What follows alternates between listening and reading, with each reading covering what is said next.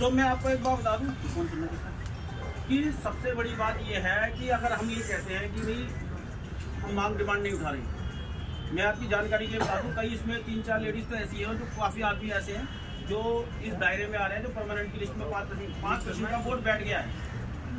पहली मांग तो हमारी हेडक्वार्टर से थी कि 5% का वोट उठाया जाए।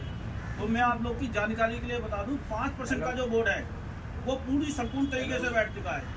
सिर्फ इसमें ये हो रहा है कि इसमें जितनी गंदगी थी ना, मेरी अंदर बैठ के काफ़ी विस्तार रूप से बात हुई है, जितनी गंदगी थी, नंबर सरोज जी का आ रहा है लगा हुआ, मैं नंबर में हूँ कि जी मुझे पक्का नहीं करोगे तो मैं वोट कैंसिल करा दूंगा।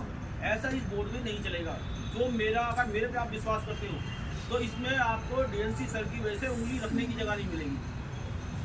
100 से 125 आदमी पक्के होंगे। जो कल परसों मेरी मीटिंग हुई है, नए साल विश करने गया था मैं, तो मुझे बताया कि 100 से 125 आदमी परमानेंट होंगे। हो सकता है जनवरी के लास्ट तक आप लोग को ऑफर लेटर मिलने चालू हो जाए। किसी को पैसे मत देना, किसी के नेताओं के चक्कर में मत रहना कि जी ये काम कर देंगे या वो काम कर देंगे। पहली बात। दूसरी बात, हमारे जो 13-14 आदमी मस्टोर के थे, उनकी डीवीसी हो चुकी है, तो उनको परमानेंट होने में कुछ दिक्कत आ रही थी। लास्ट एक ऑब्जेक्शन लग रहा था, जिसकी वजह से हमने कहा सर इनको 6-6 महीने हो गए, इनको तनख्वाह तो कम दे दो आप। तो सर ने उसी दिन 1 हफ्ते के अंदर सेक्शन 6 महीने की दे दी। शादरा नॉर्थ में 6 महीने की सेक्शन पास भी हो चुकी है। साउथ का मुझे आइडिया नहीं है, ओम प्रकाश जी को ज़्यादा आइडिया हुआ। तो दूसरा काम तो ये हो गया, हमारे यहाँ चौधरीयों ने काफ़ी सारे टेस्ट दिए थे,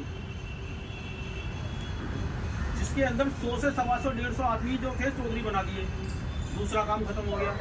तीसरा काम था तो नबी हमारे जो प्रताप एसओ है, जिसमें किशन पाल एसओ थे, कई सारे एसओ थे, इन्हें जिंदगी में 12 साल में यहाँ पे ईडीएमसी में उंगली रखने की जगह नहीं थी। उन्होंने कहा था आप जिंदगी में चौधरी रहोगे, चौधरी मत रहोगे, आप रेगुलर एसओ कभी नहीं बन सकते। तो डीएनसी के सर के आने के बाद ये काम और कर दिया कि उनको एसओ भी बना दिया, उनकी फाइल उठा के। तीसरा काम ये खत्म हो गया।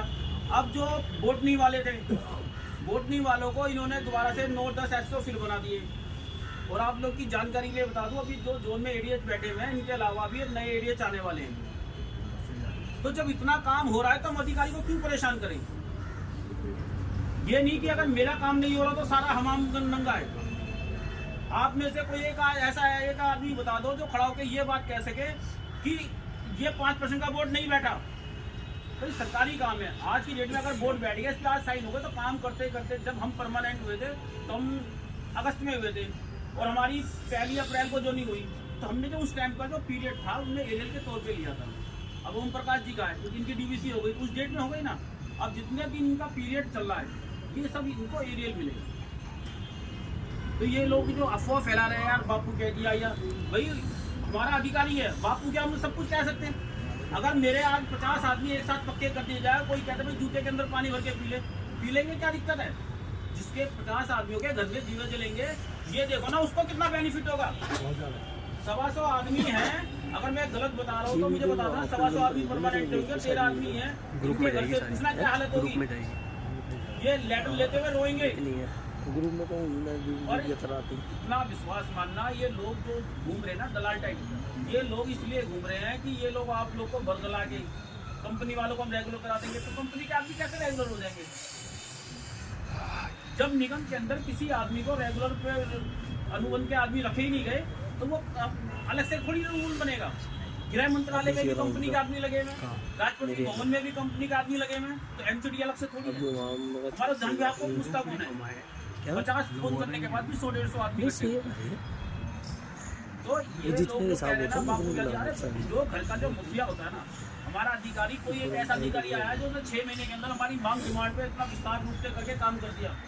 तो देवता जैसा अधिकारी डीएनसी सर जो आए हैं, देवता जैसे हैं, जो घर का जो मुखिया होता है ना, जिम्मेदारी से देवता होते हैं। तो जब देवता जैसा कोई अधिकारी है, तो कम से कम उसका सम्मान करो। आप उसके कमरे के आगे गाली गलौज कर दो, काम तो उसे नहीं करना है। गलत कह रहा तो मुझे बताओ। ये लोग बरगला रहे हैं। अभी पीछे मुझे पता चला था, वहाँ पे हंगामा हुआ था। हंगामे उठने के बाद अजी 10 आदमी हमारे परमानेंट होंगे। अगर 10 आदमी उनके परमानेंट हो जाएंगे तो फिर आप क्या करोगे? तो इन चक्करों में मत पड़ो। ये यूनियन सिर्फ आपको जो जैकेटें दे रही है, ये सिर्फ अपनी कर्मचारियों की हेल्प के लिए दे रही है। जो हम यूनियन का कोष कटवाते हैं और जो काम करते हैं, इसलिए दे रहे हैं कि ये हम इस हिसाब से अरेंजमेंट कर रहे हैं, ये छोड़ दो आप लोग। पर किसी को 4 आने नहीं देने। इससे कंपनी वाले जितने भी कंपनी वाले आदमी आए हुए कोई ये सोचे कि हाँ हम इस मीटिंग में आ गए तो नौकरी चली जाएगी, तो मैं यहाँ पे लिख के दे सकता हूँ कोई नौकरी अगर छीन लेना तो संजय राव नाम नहीं मेरा, सबसे बदनाम नेता हूँ यहाँ पे मैं। दीपक भाई भी थे, हमने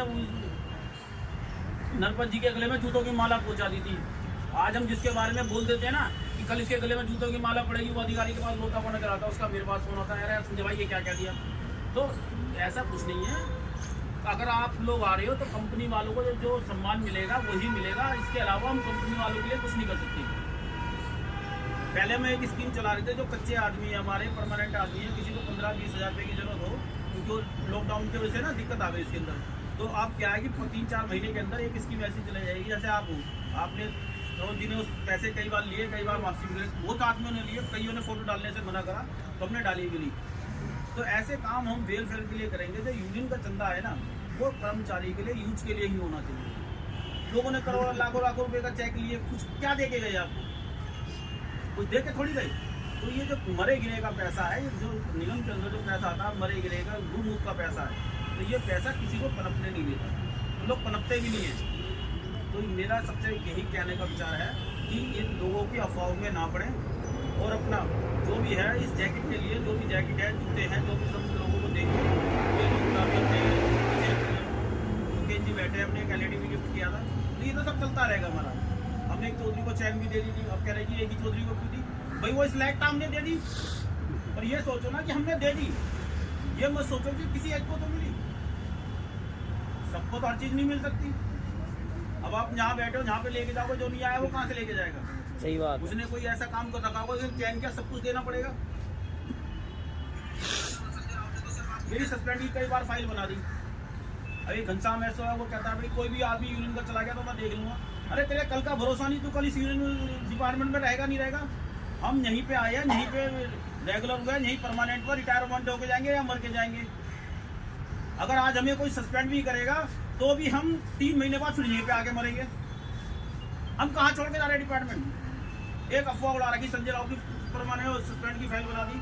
अरे दे दे भाई ऑर्डर, देना ना, क्या दिक्कत है? आज तक तो मुझे कोई मिला नहीं सस्पेंड करने वाला। भाई जो शिखर पे अधिकारी बैठा है उससे भी तो अच्छे बुरे की पहचान है। अगर हम क्या कह रहे हैं फ्री में जब बांट रहे हैं तो उन्हें भी तो दिख रहा है फ्री में ही बांट रहे हैं। आप क्या खाते हो ये आपको जानकारी होगी नहीं होगी, पर ऊपर वाले अधिकारी को सब कुछ पता होता है कि आप क्या खा रहे हो। तो इन चीज़ों का ध्यान ना दें। सिर्फ एक चैनल बनाया जा रहा है जिसके अंदर हम लोग कहेंगे जी चैनल से पैसा का, किसको कहाँ पैसा मिलता है, पर यह है कि अपनी जो बात है ना लोगों के पास तक पहुंच जाएगी। आज हम उद्यान विभाग वालों को दे रहे हैं, कल इसके बाद हम नाले वालों को भी देंगे, बिल्डिंग वालों को भी देंगे। कम से कम 500 जैकेट बांटने का विचार है हमारा। मार्च तक, 1 मार्च तक हम 500 जैकेट बांटेंगे। अभी 70-80 जैकेट का लाट आया है और इसके बाद अगला आएगा 25 तारीख तक दूसरा लाट आ जाएगा। ठीक है साथियों, नमस्कार।